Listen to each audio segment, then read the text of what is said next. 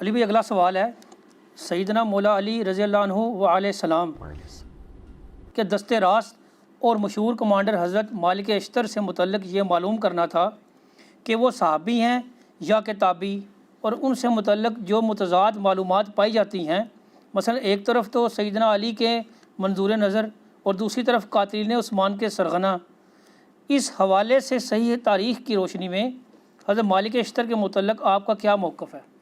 دیکھیں جی، مالک اشتر رحمہ اللہ تعالیٰ تابعین میں سے ہیں۔ انہوں نے نبی علیہ السلام کے مبارک زندگی کے اندر اسلام قبول کر لیا تھا، لیکن ان کا سٹیٹس اویس کرنی والا ہی تھا، نبی علیہ السلام کے قدموں میں حاضر نہیں ہو سکے۔ کئی ایک لوگ ہیں جنہوں نے رسول اللہ کی زندگی میں ایمان قبول کیا، لیکن دور دور کے علاقوں میں تھے، ان کو موقع نہیں ملا یا ٹائم شارٹ تھا، وہ پہنچ نہیں سکے۔ سیدنا اویس کرنی رحمہ اللہ تعالیٰ کے اوپر بھی میرا ایک کلپ ریکارڈڈ ہے ڈیٹیل، ان کے بارے میں تو نبی علیہ السلام نے خود فرما دیا تھا تابعین میں سب سے بہترین شخص ہے اویس، اس کی والدہ کی مصروفیت کی وجہ سے وہ میرے پاس نہیں آ سکا۔ صحیح مسلم میں اوپر تلے 4 احادیث ہیں، میں نے ڈیٹیل لیکچر اس پہ ریکارڈ کروایا۔ تو اس سیدنا اویس کرنی والا سٹیٹس ہی مالک اشتر کا ہے، وہ بھی تابعی ہیں، صحابی نہیں ہیں، اگرچہ کئی صحابہ سے عمر میں وہ بڑے ہیں۔ سیدنا علی اور ان کی عمر میں آلموسٹ سمجھ لیں 10 سال کا فرق ہے، یعنی نبی علیہ السلام کی وفات کے وقت مولا علی کی عمر تھی 34 ایئرز، تو مالک اشتر کی عمر تھی 24 اس وقت۔ باقی یہ کنٹروورشل ہیں، اس میں کوئی شک نہیں ہے۔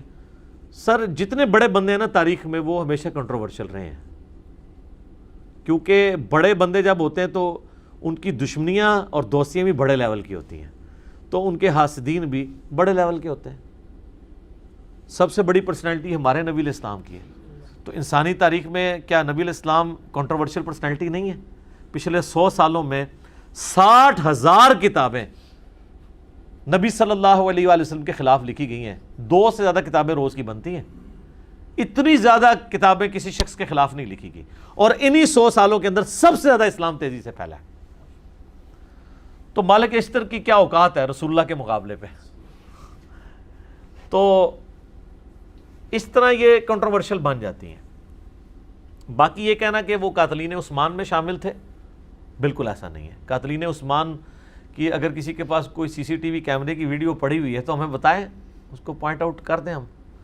ہاں، سیدنا عثمان کی پالیسی سے اختلاف کرنے والوں میں شامل تھے، وہ بالکل ٹھیک ہے۔ تو سر اس میں تو ٹاپ آف دا لسٹ خود ام عائشہ شامل تھیں سلام اللہ علیہ، جو سیدنا عثمان کی پالیسی سے اختلاف کرتی تھی۔ کئی اصحاب بدر شامل تھے۔ باقی سیدنا عثمان کے ساتھ جو کیا گیا وہ تو ظلم پہ مبنی ہے۔ رہا پروٹیسٹ، تو اس کے اوپر تو سیدنا عثمان نے کبھی خود بھی فتویٰ نہیں لگایا رضی اللہ تعالیٰ عنہ علیہ السلام۔ حتیٰ کہ صحیح بخاری میں 695 نمبر حدیث ہے، ایک صحابی کہتے ہیں کہ میں سیدنا عثمان جب محصور تھے اپنے گھر کے اندر، مسجد نبوی کے اوپر بلوائیوں کا قبضہ تھا، بلوا کرنے والے، موب، یہ لفظ زبر کے ساتھ، یہ بلوائی نہیں ہے کہ بلائے ہوئے، یہ بلوائی ہے۔ بلوائی کہتے ہیں موب کو، ٹھیک ہے، جس کو کہتے ہیں وہ اردو میں کیا کہیں گے جی؟ درنا، پاکستانی ترنے کا لفظ نہیں کدھر نکلتا، ٹھیک ہے، یہ بلوائی تھے، یعنی احتجاج کرنے والے لوگ، ٹھیک ہے نا، مجمع۔ تو صحیح بخاری 695 نمبر حدیث میں آتا ہے کہ وہ صحابی پوچھتے ہیں کہ امیر المومنین ہمارے امام تو آپ ہیں، اور مسجد پہ فتنے کے امام کا قبضہ ہے، ہمیں خدشہ ہے کہ ہم گناہ میں مبتلا نہ ہوں، کیا ہم ان کے پیچھے نماز پڑھ لیں؟ تو سیدنا عثمان نے فرمایا رضی اللہ تعالیٰ عنہ علیہ السلام کہ نماز ہی تو مسلمانوں میں ایک نیکی کا کام ہے، نیکی کاموں میں ان کا ساتھ دو، برائی میں ان سے الگ رہو۔ یہ اس بات کا ثبوت ہے کہ سیدنا عثمان کو یہ پتہ تھا کہ مسجد نبوی پہ جو لوگ امامت کر رہے ہیں وہ منافق نہیں ہیں، وہ کافر نہیں ہیں، وہ یہودی ایجنٹ نہیں ہیں، بلکہ وہ لوگ ہیں جن کو سیدنا عثمان کی پالیسی سے اختلاف ہے، اور وہ اختلاف بھی ان کا حق تھا جو سیدنا عثمان نے ان کو دیا، کیونکہ سیدنا عثمان ملوکیت میں نہیں تھے، خلافت میں تھے۔ لیکن جو انہوں نے ایکٹیویٹی پرفارم کر دی، اس میں خیر کافی سازشی لوگ بھی شامل ہو گئے۔ تو آج کل نہیں سازشوں کا پتہ چلتا، بات کی آپ پرانے زمانے کی کیا بات کریں، تو وہ جو کچھ ہوا وہ تو ہم اس کو کنڈیم کرتے ہیں۔ سیدنا عثمان مظلوماً شہید کیے گئے ہیں، ان کی خلافت راشدہ ہے۔ چند ایک مس ہینڈلنگس کی وجہ سے کسی کی زندگی کو زیرو سے ملٹیپلائی نہیں کر دیتے. تو اس میں محمد بن ابی بکر بھی شامل ہیں, سیدنا ابو بکر کے بیٹے, مخالفین میں. تو قاتلین کا تو کسی کو نہیں پتہ. خود مالک اشتر سے جب پوچھا گیا تو انہوں نے ہمیشہ انکار کیا. آپ اہل سنت کی جتنی بھی تاریخ ہیں وہ اٹھا کے دیکھیں, ان کے بارے میں یہ والے اقوال بھی ملتے ہیں. اگر ان کی مخالفت میں ملتے ہیں تو یہ کہیں نہیں ملتا کہ انہوں نے قتل کیا ہے, ورنہ سیدنا علی رضی اللہ تعالیٰ عنہ کبھی ان کو اپنے قریب نہ رکھتے. ٹھیک ہے, اور آخری وقت تک, موت تک وہ سیدنا علی کے ساتھیوں میں شامل رہے. سیدنا علی سے پہلے وہ شہید ہوئے ہیں. ان کو عمرو بن عاص رضی اللہ تعالیٰ عنہ نے زہر دے کے قتل کروایا تھا, کیونکہ محمد بن ابی بکر سے مصر کی جو حکومت ہے سنبھالی نہیں جا رہی تھی. تو سیدنا علی نے کہا کہ تم واپس آ جاؤ, میں مالک اشتر کو بھیج رہا ہوں, کیونکہ وہ بہت دلیر آدمی تھے. جنگ صفین میں, جمل میں ان کی بہت بڑی کنٹریبیوشنز ہیں. سمجھ لیں ناقابل شکست کمانڈر تھے حضرت علی کے. وہ راستے میں ان کو دھوکے سے وہ شہد پلا کے مہمان نوازی کر کے ان کو قتل کر دیا گیا. شیعہ کے ہاں یہ بہت رسپیکٹیبل پرسنالٹی ہیں. شیعہ نے ان کے اوپر باقاعدہ, ایران والوں نے فلم بنائی ہوئی ہے مالک اشتر کے اوپر, ان کی زندگی فلم آئی ہے, وہ آپ دیکھ سکتے ہیں. تو ہمارے ہاں تو یہ ہے کہ اہل سنت کے ہاں یہ ملتا ہے کہ حضرت علی کے دست راست تھے, تابعین میں شامل ہیں, صحابی نہیں ہیں. اور جن لوگوں نے سیدنا عثمان کی پالیسیز سے اختلاف کیا ان میں وہ top of the list personalities میں سے تھے. آپ کو پتہ ہے نا, وہ صحیح مسلم میں آتا ہے کہ حضرت عثمان کا منہ بولا تو نہیں کہنا چاہیے, وہ ستیلا بھائی تھا عقبہ ابن ابی معیط کا بیٹا ولید ابن عقبہ, اس کو گورنر لگایا ہوا تھا کوفہ کا, اور وہ اس نے صحیح مسلم میں آتا ہے شراب پی کے نماز پڑھائی. میں نے کربلا والے ریسرچ پیپر میں یہ حدیثیں ڈالی ہیں. سیدنا عثمان کی شہادت کے اصلی اسباب کیا ہیں, جعلی اسباب نہیں جو حکمرانوں نے لکھ دی ہیں تاریخ کے اندر, اصلی اسباب جو احادیث کی روشنی کے اندر ہے. تو وہ اس نے نماز پڑھائی اور بعد میں پوچھتا ہے کہ جی میں نے کتنی, 2 پڑھائی ہیں 4 پڑھائی ہیں. لوگوں نے کہا تو نے تو مطلب نماز ہی غلط پڑھائی ہے. وہ کہتا ہے میں پھر پڑھا دینا. پھر وہ شکایت پہنچی.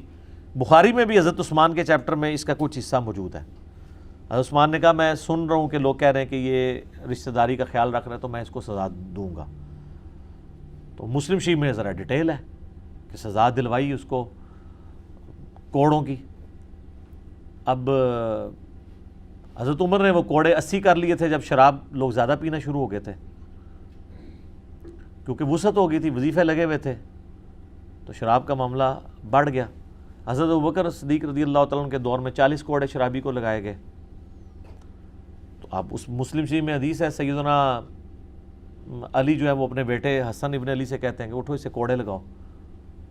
تو وہ کہتے ہیں کہ جو ان کی میٹھی کھاتا ہے وہی ان کی کڑوی چکھے. ایسے حکمران ہم پہ مسلط کرتا ہے تو ہم کیوں اس کو ماریں, بنو ہاشم سے یہ لوگ دشمنی کریں گے. تو حضرت حسن اپنے باپ کی بات بھی نہیں مانتے.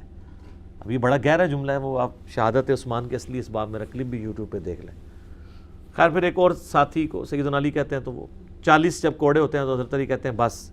حضرت عمر 80 لگواتے تھے, مجھے دونوں بہتر لگتے ہیں لیکن 40 زیادہ بہتر ہے.